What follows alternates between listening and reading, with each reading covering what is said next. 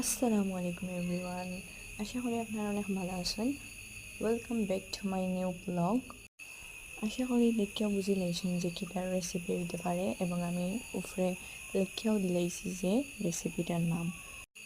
সবেও রান্না জানে না এমন মানুষ নাই, কিন্তু এত সুন্দর, এত স্পাইসি, খুব সহজ পদ্ধতিতে আপনারা চিংড়ি রান্ধি দিতে পারবা। সো দেখার তো কি সুন্দর কালার, কালার মাঝে পেঁয়াজ রসুন দিয়া সবজাত মশলা দিয়া নাড়াচাড়া করলাম, কষাইলাম একটু। অনেক সুন্দর একটা কালার, ফ্লেভার তো দেখিয়া পানি বই দিতাম। সো একটু কাঁচামরিচ আর তেজপাতা দিয়া এগুলো আর একটু স্পাইসি করলাম। এর মাঝে দেখতে পারা লেবু আগে বাগে খাটিয়ে তৈরি বেশি, যাতে ওই গেলেও খাইতে পারে। হওয়ার আগে আমরা বাতুত লইয়া বত, তো রেসিপিটা হয়ে গেছে, তো খানিক বই গেলাম।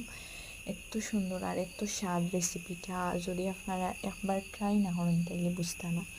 সো সাপোর্ট মিলে নতুন নতুন ব্লগ দেখতে হলে সাপোর্ট করতে